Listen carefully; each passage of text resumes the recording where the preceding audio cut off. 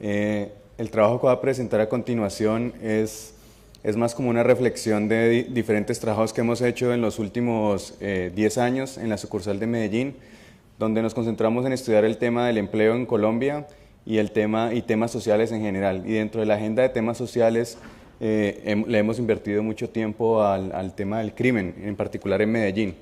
Y hace unos años la CAF, la Corporación Andina de Fomento, nos pidió que tratáramos de escribir un documento donde reuniéramos todas el aprendizaje que habíamos tenido durante los últimos años. Y el documento que voy a presentar aquí es básicamente eso. Entonces, yo tengo pensado presentar esto con esta agenda para esta presentación. Voy a iniciar con unas motivaciones muy generales de lo que nosotros hemos aprendido sobre el crimen. Gran parte de lo que yo denomino crimen aquí es básicamente homicidio, pero últimamente nos estamos extendiendo a otras posibilidades. La idea de esta presentación es primero ofrecer una visión de lo que hemos aprendido en Medellín en las últimas décadas. Medellín es la segunda ciudad más importante de Colombia, es una ciudad industrializada, es la ciudad con más empleo formal. Y nos gustaría mostrar cómo el empleo en el crimen urbano, para el caso de Medellín, ha generado costos importantes a la sociedad, lo que nos permite refutar esa idea de que el crimen es un problema netamente local entre ciertos agentes, y más bien que eso es un problema generalizado que tiene grandes costos para la ciudad y para el país. Y de ahí que pensamos que es importante ver el problema del crimen como un problema de desarrollo económico general del país y de la ciudad, y no como simplemente algunos eventos aislados, que era la forma como se veía anteriormente. El tema del homicidio, este es un año cualquiera, es una fotografía, pero muestra que es endémico para Latinoamérica. Ahí es donde está el principal problema de homicidio. Ahí está Colombia, está El Salvador, y la mayoría de los países tienen altos niveles de homicidio.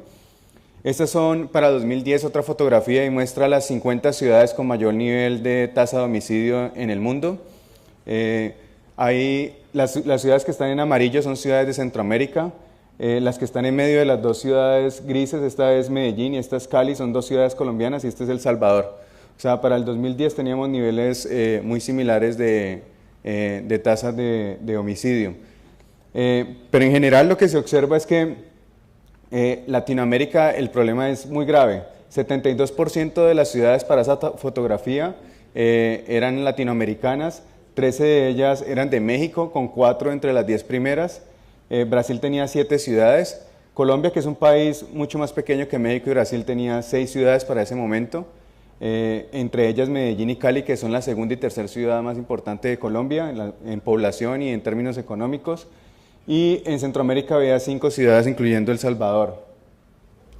En general, la literatura que nosotros hemos estudiado y lo que nosotros hemos aprendido es que para el caso particular de México, Colombia y Brasil, el tema del homicidio está muy relacionado con el narcotráfico. Pero en general, cuando uno profundiza un poquito más, se nota que la lógica es un poquito más general. Nosotros pensamos que las cosas funcionan de esta manera. Primero, hay unos incentivos económicos generales. Muchas veces de ellos es narcotráfico, pero puede ser contrabando o pueden ser otras rentas locales de la ciudad. Estos incentivos económicos no se pueden explotar directamente a través de la economía formal, entonces se genera una economía ilegal. En Colombia la economía informal es alrededor del 50%. Esto, a su vez, este tipo de economía ilegal está asociado al crimen. Y el crimen viene de múltiples facetas. Está el tema de la extorsión, que es muy grande en las ciudades y es difícil de detectar. Está el tema de los homicidios, que como voy a mostrar en un momento fue extremo en el caso de Medellín. Pero también está el tema del hurto, el tráfico de armas y el tráfico de estupefacientes dentro de las ciudades. Después, este crimen básicamente lo que genera sobre los ciudadanos es violencia, inseguridad y pérdida de recursos económicos. Y esto pues termina afectando el bienestar. Aquí es donde viene el punto interesante, porque este bienestar genera una presión sobre las personas que dirigen la ciudad, o en general sobre la ciudad. Y esta presión social genera dos cosas que nosotros hemos observado en Medellín. Una es que se impulsa a que el gobierno haga políticas explícitas respecto al crimen, pero como la tasa o la velocidad a la que el gobierno atiende estas necesidades es lenta, entonces lo que se generan son otros mecanismos ilegales. Entonces la gente empieza a contratar sus propios cuerpos de seguridad privadas, etcétera, lo cual generando otros incentivos económicos adicionales y se reproduce más el crimen. Eso es lo que hemos notado que es como funciona. Incluso cuando el narcotráfico se reduce, esto sigue funcionando. Gran parte del problema está aquí.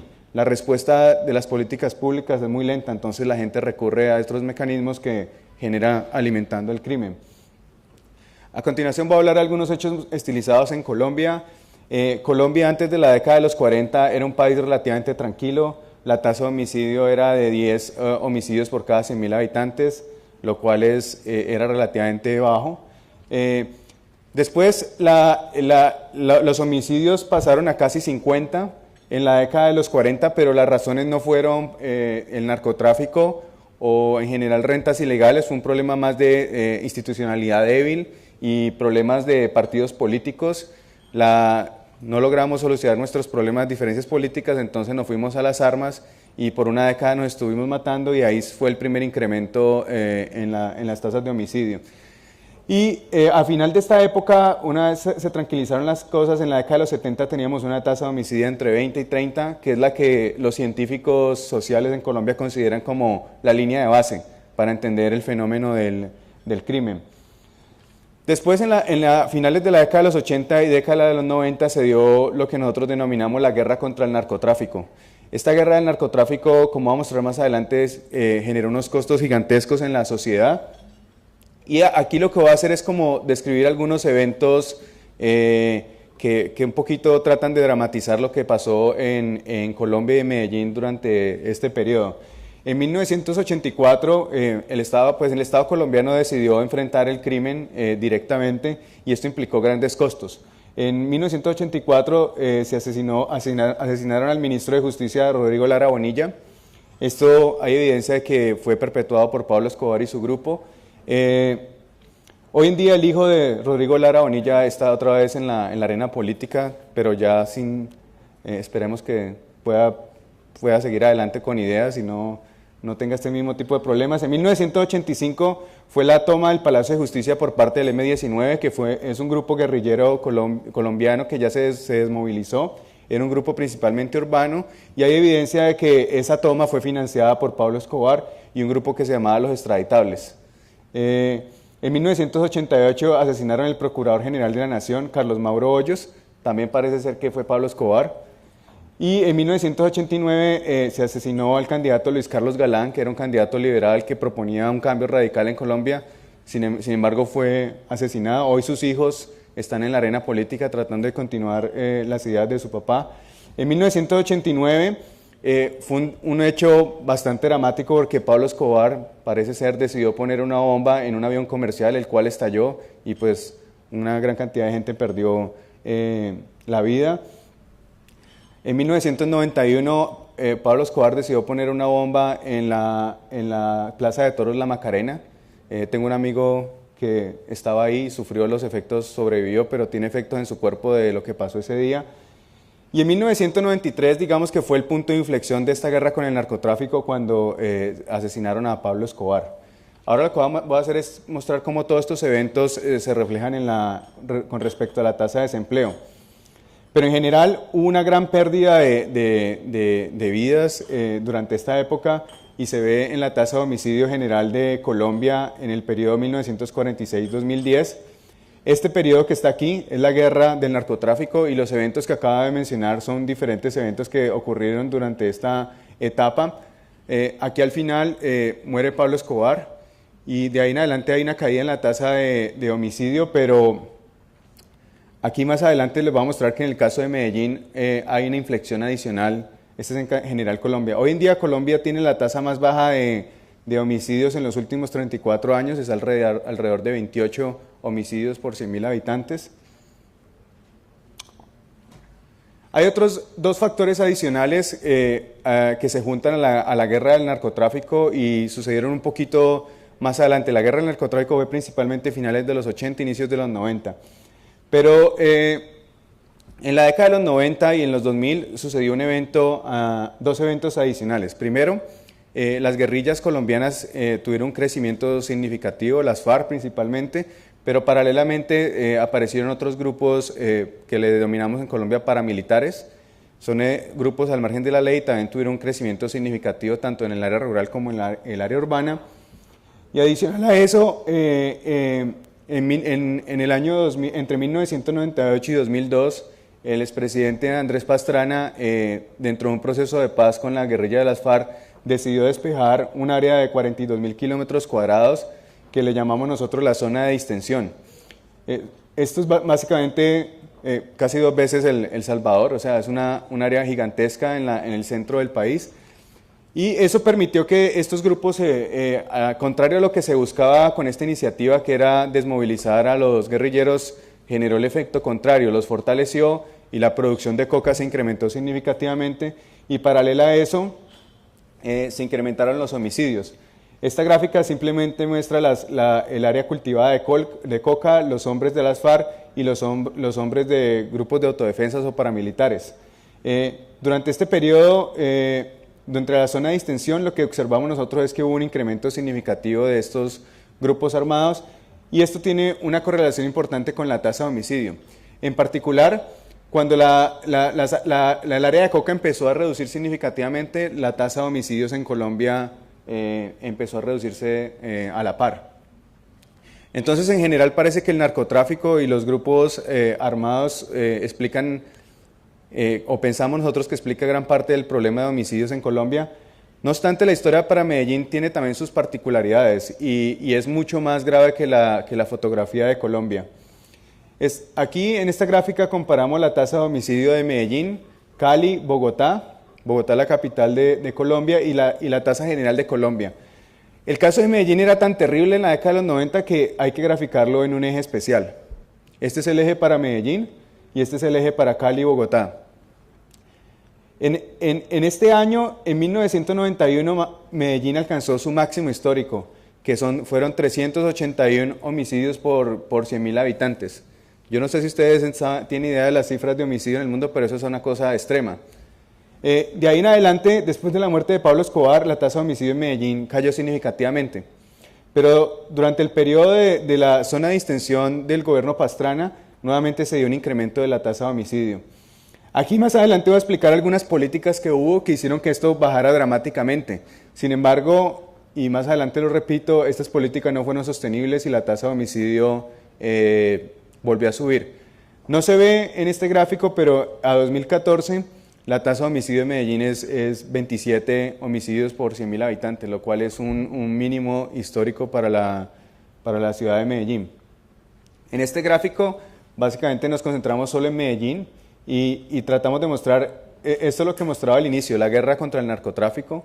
Aquí esto causó una gran cantidad de pérdidas en la ciudad de Medellín. Ahora muestro que esas pérdidas no fueron aleatorias y se concentran en ciertos grupos. Esto fue el problema de la zona de distensión. Claramente durante esta zona se fortalecieron los grupos ilegales y la tasa de homicidio respondió a esa lógica. Y finalmente, esta etapa final es algo que voy a hablar tal vez al final de mi presentación, y es la extradición de algunos líderes paramilitares que desestabilizó la ciudad nuevamente. Nuevamente repito, pasamos de 381 en 1991 y hoy en día estamos en 27, o sea, algo significativo pasó en la ciudad de Medellín. En esta parte de la presentación simplemente quiero mostrar algunos de los costos que toda esta historia generó, en particular sobre la ciudad de Medellín. Y un punto importante es, en Medellín la lógica que mencioné al inicio funciona a la perfección. Dentro de poco va a salir un informe de una universidad en Colombia donde se centra en las rentas ilegales, no necesariamente narcotráfico, puede ser extorsión o otro tipo de rentas, y ellos encuentran exactamente la misma lógica. Pero el punto que quiero hacer aquí es que el tema del crimen es algo que afecta a todos, directa o indirectamente. No obstante, en Colombia, en la década de los 90 y durante los primeros años del 2000, había la creencia de que esto era un problema particular de grupos. Por ejemplo, el general Oscar Naranjo, que era el comandante de la Policía de Colombia en la época, básicamente en esta frase quería decir que el problema que estábamos viviendo en Colombia en ese momento era un problema de grupos y que la tasa de homicidio era alta simplemente porque se estaban matando entre grupos que estaban peleando el poder y que no necesariamente esto iba a afectar al resto de las personas. Esta era una idea generalizada que se observaba en Colombia en esa época y reflejaba básicamente la indiferencia y el desconocimiento del problema. La indiferencia porque la gente asumía que esto simplemente era un problema que estaba afectando a gente que estaba al margen de la ley. Y segundo, no tenían conocimiento de quiénes en realidad estaban sufriendo este conflicto. Lo que nosotros hemos encontrado en nuestras diferentes investigaciones es que esto afectó tanto a hombres y mujeres, pero principalmente a hombres, hombres que en esa época eran menores de edad, que no eran educados y estaban concentrados en las zonas donde hay más gente en la ciudad, en las zonas donde vive la mayoría de la población en Medellín. Esta gráfica es algo que estamos trabajando con algunos compañeros, es básicamente la pirámide poblacional de Medellín. Tomamos el censo del 2005 que está disponible, pero tomamos la edad de las personas cuando estaban en 1991. 1991, si recuerdan, fue el punto crítico de la tasa de homicidio en Medellín y como ustedes pueden ver, en la pirámide poblacional básicamente hay un hueco. Esto no es normal. Usted para observar un hueco en una pirámide poblacional tiene que suceder cosas como la Segunda Guerra Mundial. Si usted hace la pirámide poblacional de Rusia y mira a las personas mayores de 60, usted va a encontrar huecos de este tipo. Pero en Medellín se observa que en cuanto a los hombres, hubo una pérdida de personas, una masa, una distribución que se perdió. Y todos estaban alrededor de 17 años en 1991. También se dio para las mujeres, pero evidentemente la masa es mucho más fuerte en hombres. Solamente para ilustrar el problema, aquí tomé otra ciudad colombiana que se llama Pasto, es una ciudad mucho más pequeña, pero es una ciudad que está en el sur del país, cerca de Ecuador, y no se vio afectada por esta dinámica de la guerra del narcotráfico, y como ustedes pueden ver, ese hueco no se observa usando los mismos datos.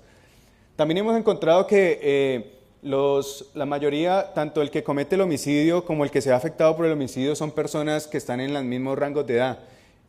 Aquí está malo este número, pero es básicamente personas entre 13 y 25 años, son las personas tanto los que cometen el asesinato como los que son asesinados. O sea, es un problema de gente joven principalmente. Ahora voy a caracterizar esta gente joven, dónde se localizan principalmente. Este es un mapa de la ciudad de Medellín. Estas son las diferentes comunas. En Medellín se divide la ciudad en grandes grupos que se llaman comunas. Los problemas más graves sucedieron en la comuna 1, 2, 5, 6 y 13, Popular, Santa Cruz, Castilla, 12 de octubre y San Javier. San Javier es particularmente importante porque una de las políticas que vamos a mostrar más adelante, que se llama la Operación Orión, sucedió en esta comuna. Pero como ustedes pueden ver, Medellín es una ciudad muy polarizada. Esta es el área del poblado, el sector del poblado, donde digamos que en Colombia se divide por estrato. La mayoría de los estratos aquí son 6, o sea, gente de alto ingreso. Más adelante muestro cómo funciona el crimen aquí. Y estas básicamente son las zonas más pobres, pero con mayor población. Y esta es la comuna 13, que es muy importante para nuestro caso de estudio. Esto es la misma idea, pero miramos simplemente el porcentaje de personas que tiene educación terciaria, o sea, técnica, tecnológica y universidad, y nuevamente el área del poblado es el área más educado y acá pues básicamente no hay gente con educación terciaria. Este gráfico es el mismo mapa, pero ahorita a nivel de manzana, en Medellín calculamos la tasa de homicidio en este gráfico. Y en este gráfico calculamos la distancia que hay entre el homicida y la persona que fue asesinada, o sea, qué tan lejos viven. En este gráfico,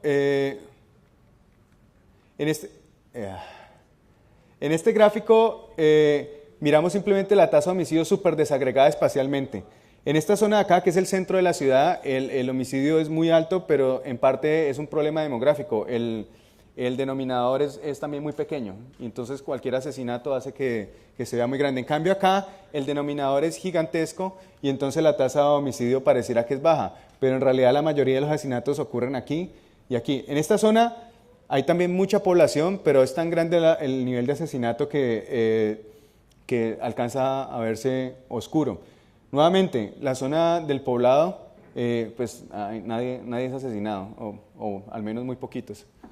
Entonces, esa tasa de 300, y esto se puede ver espacialmente durante el tiempo, o sea, si uno mira múltiples años, estos altos costos no los han recibido estos hogares, se han concentrado en estas comunas. Estas comunas tienen muy baja movilidad, la gente no se mueve demasiado de la ciudad. Y este gráfico pues muestra un problema todavía más grave. Se matan muchas personas en estas zonas, pero además de eso, los que se matan viven cerca. O sea, el asesino y el asesinado viven en la misma comuna. Entonces, es un problema muy local. En el centro de la ciudad también se genera lo mismo. Si hiciéramos este mapa para el tema de drogas, notaríamos un patrón muy similar, pero en hurto no se da. O sea, el hurto es más homogéneo en el espacio de la ciudad. Es decir, el hurto se afecta, por ejemplo, a la zona del Poblado. Ahora, la pregunta es ¿por qué los jóvenes, que son los que principalmente se están afectando, y los jóvenes de estos barrios en particulares, por qué se vinculan o por qué se vinculan a estas actividades ilegales o al crimen? Diferentes investigadores, no solamente economistas, sino en temas sociales, han encontrado que primero los narcotraficantes reclutan a los jóvenes, pues eso digamos que se observa en muchos países, pero adicionalmente se ha observado que gran parte de esta vinculación es voluntaria. Los grupos de criminales en los barrios generan un efecto de estatus sobre los jóvenes, que puede venir desde varias fuentes. Una, porque les permite protegerse respecto a los otros grupos, pero una cosa interesante que encontraron algunos estudios en Colombia es que también genera un efecto de estatus para hacerse más atractivos entre los adolescentes del barrio. Es decir, se genera el modelo de que el joven delincuente es el James Bond del barrio y por lo tanto atrae más la atracción, atrae las niñas del barrio. Esto tiene incluso efectos sobre el embarazo adolescente, que no lo colocamos aquí, pero tenemos algunas investigaciones que relacionan este patrón con el tema del embarazo adolescente, que en Colombia también es bastante grave. Solamente para terminar este punto de los jóvenes, el tema de los jóvenes y de la localización espacial es tan grave, y como les mostré la pirámide poblacional, incluso se observa el efecto. Y unos cálculos que nosotros hemos hecho es que aproximadamente durante el periodo 2002-2010, el 40% de los jóvenes que en el 2002 tenían entre 14 y 18 años han estado involucrados en alguna actividad criminal. O sea, eso es básicamente una generación que Medellín va a perder. Y solamente pues piénselo, una generación poco productiva pues tiene impactos fiscales, subsidios, fuera de eso no es productivo, los empresarios no van a tener a quién contratar, etcétera. Entonces esto simplemente es para mostrar que el problema de esa época es patológico, y a pesar de que ya tenemos una tasa de homicidio baja, los costos los vamos a estar viviendo varios años más. Y por lo tanto nosotros pensamos que esa idea de que se matan entre ellos mismos es una visión errada del conflicto, y debe ser una visión más de ciudad y de país. Que es básicamente lo que quería decir aquí. Esa idea de que afecta unos pocos es negativa, y ya lo voy a mostrar en la siguiente sección, que no es una política adecuada. Hay otros costos en otros papers, otros documentos que hemos hecho con los compañeros del Banco de la República. Hemos encontrado que el homicidio no solamente afecta pues todos estos efectos que tiene sobre la población más joven y la productividad al final del día, sino que tiene efectos directos sobre los hogares. Hay un estudio en el que encontramos que un incremento en la tasa de homicidio en 10% disminuye en 2.3% cómo la gente se siente respecto a la satisfacción en la vida, y también disminuye más o menos 10% de sus ingresos. Por último, me gustaría simplemente ¿qué Medellín hizo ante todo este problema del homicidio en los últimos 20 años? Y las respuestas fueron muy heterogéneas, algunas un poco inesperadas. En Medellín hemos descubierto que todo se puede separar en dos, antes y después de una operación militar que se llamó la Operación Orión. La Operación Orión se dio el 16 de octubre de 2002, se dio en la Comuna 13, que era la comuna que estaba en el occidente cuando mostré los mapas. Fue una operación militar a gran escala en un barrio de una ciudad. Fueron aproximadamente 3.000 hombres de diferentes fuerzas legales, y algunos dicen que también hubo fuerzas no tan legales. Y esta operación generó un cambio abrupto en el comportamiento de la tasa de homicidio de la ciudad de Medellín. No obstante, antes de la Operación Orión, la aproximación al crimen que tenía la ciudad era muy diferente. Básicamente la lógica del alcalde y de los gobernadores locales era que el problema del crimen era un problema nacional y por lo tanto debería ser atendido a través de políticas nacionales. De esta forma el gobierno local simplemente se concentraba en tratar de solucionar como problemas de conflicto más entre vecinos y más más de convivencia ciudadana, pero no miraba el problema del crimen como un problema local. Además de eso, era muy flexible respecto a los grupos criminales y muchas veces tenían negociaciones en una posición desventajosa respecto a los grupos criminales, lo que permitía que los criminales obtuvieran por lo regular como posiciones fuertes durante la ciudad en este periodo. Después, bueno, y un punto importante que nosotros aprendimos de mirar las políticas en la década de los 90 es que esta debilidad del gobierno local ante el problema se cometió por diferentes errores, pero principalmente, primero por asumir que esto era un problema nacional y no tenía sus particularidades en la ciudad de Medellín. Muchas veces el problema que sucedía, dada la debilidad del gobierno local respecto al problema, era que los mismos ciudadanos buscaban sus propias fuerzas de seguridad, lo cual acentuaba mucho más el problema del crimen. Y tercero, la ciudad se concentró mucho en tratar de negociar con los grupos ilegales, pero en una posición desventajosa, lo cual antes le dio más garantías a estos grupos para continuar haciendo lo que estaban haciendo. Y por último, esta misma lógica no permitía que el gobierno tuviera capacidad de implementar otras políticas. O sea, estaba completamente dominado por la lógica criminal de la ciudad. No obstante, en el 2010 la aproximación se modificó significativamente. Hubo tres grandes políticas de diferente orden. La primera fue la Operación Orión, que fue una operación estrictamente militar.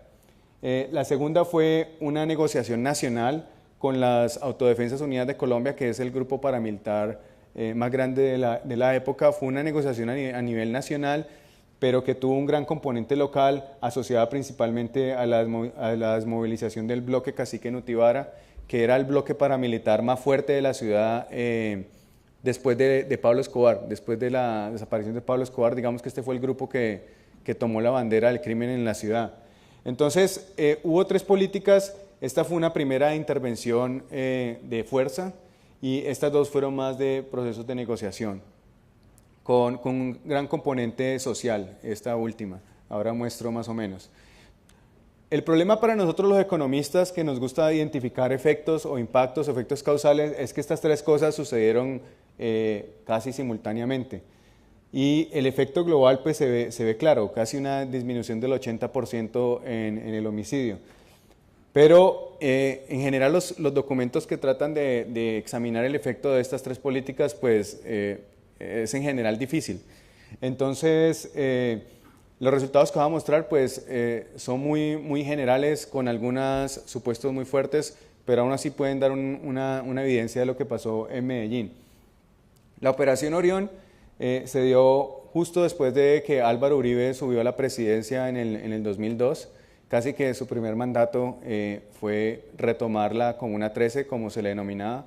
Se pensaba que la Comuna 13 estaba dominada por grupos de izquierda guerrilleros y el nivel de crimen y homicidio era muy alto, entonces se denominaba como vamos a retomar esa parte de la ciudad. La operación militar fue una operación gigantesca, incluyó Fuerza Armada, Fuerzas Aéreas, la Policía Judicial del país. Fue una operación gigantesca Básicamente el barrio se acordonó, todos los soldados entraron y durante varios días la gente no podía ni entrar ni salir. Hay evidencia de que durante esta época, durante esta toma, hubo más o menos 40 civiles heridos, 308 detenidos, muchos de ellos fueron judicializados, otros todavía siguen en proceso. Y hay cifras no oficiales citadas por la BBC que muestran que hay entre 200 y 300 desaparecidos. O sea, tuvo una operación militar que al parecer fue efectiva, pero tuvo un gran costo social. En estos días otra vez se está hablando de este tema porque parece que los desaparecidos ya saben dónde están ubicados, pero todavía no están en proceso de investigación.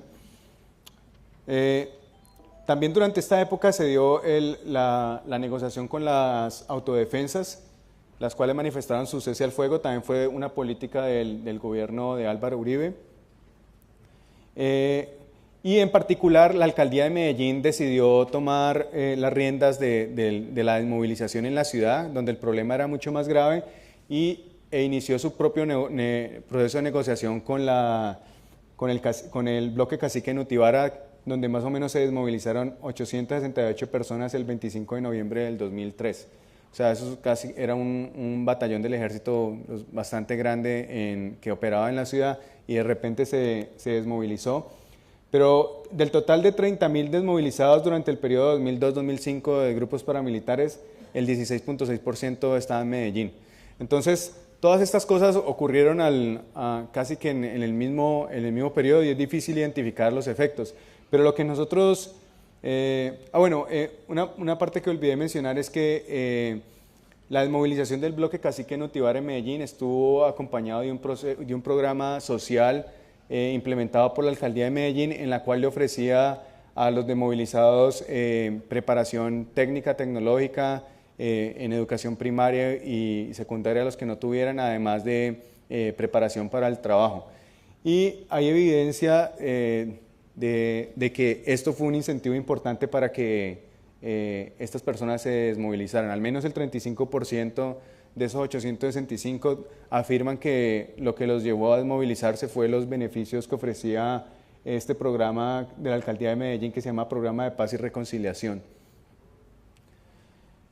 En cuanto al impacto de estas políticas, nuevamente es muy difícil lo que nosotros los economistas, con las herramientas que nosotros los economistas usamos para resolver o separar los efectos de una u otra, pero los diferentes estudios que existen, algunos de ellos en los que yo fui coautor, muestran que la operación Orión tuvo un efecto sobre el crimen en el corto plazo muy importante. Efectivamente redujo el crimen, el uso de la fuerza. No obstante, lo que encontramos es que ese uso de la fuerza, si no se mantiene el pie de fuerza en el lugar, básicamente los efectos se desvanecen rápidamente y en el mediano y en el largo plazo la operación Orión parece no haber tenido grandes efectos. Bueno, esto sin contar pues los problemas sociales que generó la misma operación, que apenas estábamos por descubrir. Entonces pensamos que en general este tipo de operaciones, la única forma de sostener los efectos es que el pie de fuerza se mantenga de una u otra forma en el lugar de intervención. De manera similar, las desmovilizaciones de los grupos paramilitares muestran que hasta el 2008 el efecto sobre la tasa de homicidio fue importante. No obstante, de ahí en adelante el efecto se desvanece, gran parte del efecto se desvanece, y la razón es muy sencilla. Los procesos de negociación con los grupos paramilitares tienen unos equilibrios muy inestables. Entonces la negociación se hace con un grupo en particular o unos jefes en particular, pero apenas el jefe desaparece o, por ejemplo, en el caso de Medellín es extraditado, inmediatamente genera unos efectos de guerra de poder dentro de los grupos, los cuales disparan nuevamente el crimen. Y esto fue exactamente lo que sucedió en Medellín. Una vez se extraditaron los jefes paramilitares más importantes, incluyendo el jefe del bloque cacique Nutibara, la tasa de homicidios nuevamente se trepó a 100. Hoy en día estamos en 27, volvió a bajar, pero en general parece ser que gran parte del efecto que han tenido estas políticas se pierde por no mantener el pie de fuerza en los lugares de intervención o porque los procesos de negociación tienen equilibrios muy frágiles. Para concluir, Nosotros en Medellín, los diferentes estudios de nuestro grupo de investigación en el Banco de la República y de universidades en el país, es que el gran motor de la ilegalidad es el narcotráfico, pero se ha venido mutuando. Ahorita es un gran negocio dentro de las ciudades es la extorsión, que es lo que estamos tratando como de entender en este momento. Y los costos para la sociedad son inmensos, principalmente en pérdidas de la generación futura, tanto por dos razones. Una, porque es una generación que no existe, porque fue desaparecida, y porque los que quedaron de una u otra forma van a estar involucrados al tema del crimen y su inserción a la vida productiva va a ser más compleja. Hay diferentes políticas que se han implementado. Una de las que yo no hablé aquí, pero que es muy general, es la legalización de la droga.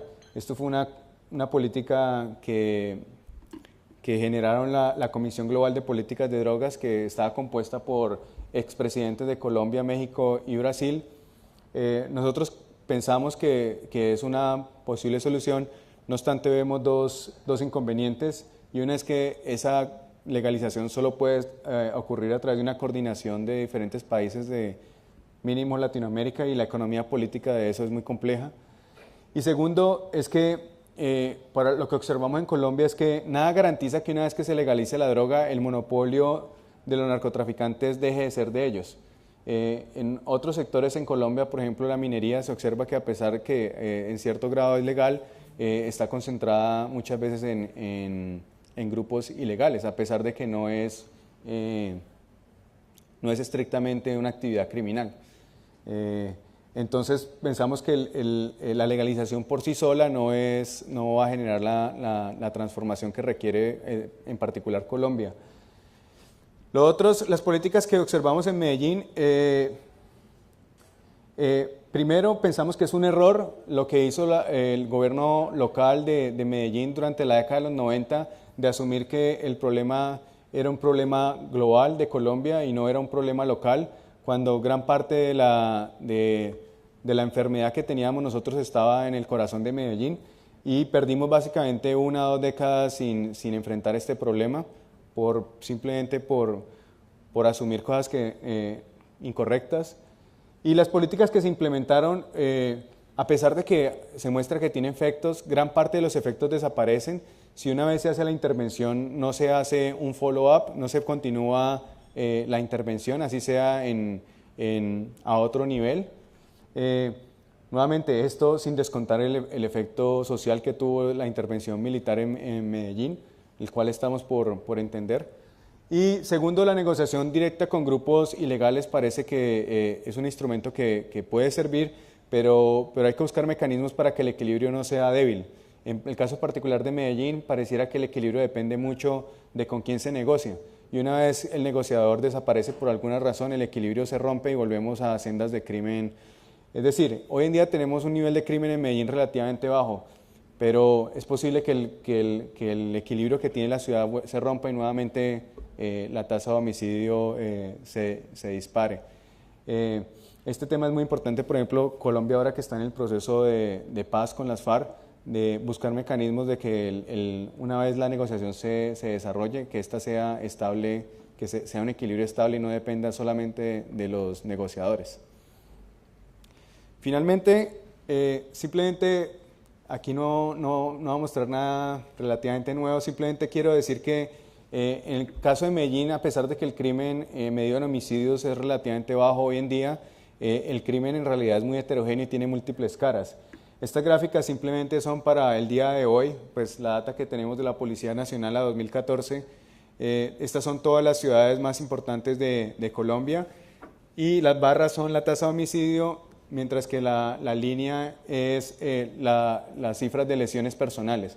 Entonces pareciera que a pesar de que ya no nos matamos tanto, a pesar de que ahorita Cali todavía tiene un nivel muy alto, Cali es la tercera ciudad más grande de Colombia, Medellín está relativamente bajo, Bogotá está relativamente bajo, parece ser que por otros mecanismos se siguen afectando a los civiles a través de, por ejemplo, lesiones personales o a través del hurto, que sigue siendo, eso está por cada 100.000 habitantes, el cual sigue siendo muy alto para las diferentes ciudades de Colombia, incluyendo Medellín y Cali y Bogotá.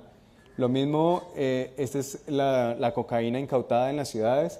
Se observa que, por ejemplo, en el caso de Medellín, todavía sigue siendo, la cantidad de cocaína incautada sigue siendo bastante alta, a pesar de que no es un puerto donde sale la droga para otros países. Muchas gracias.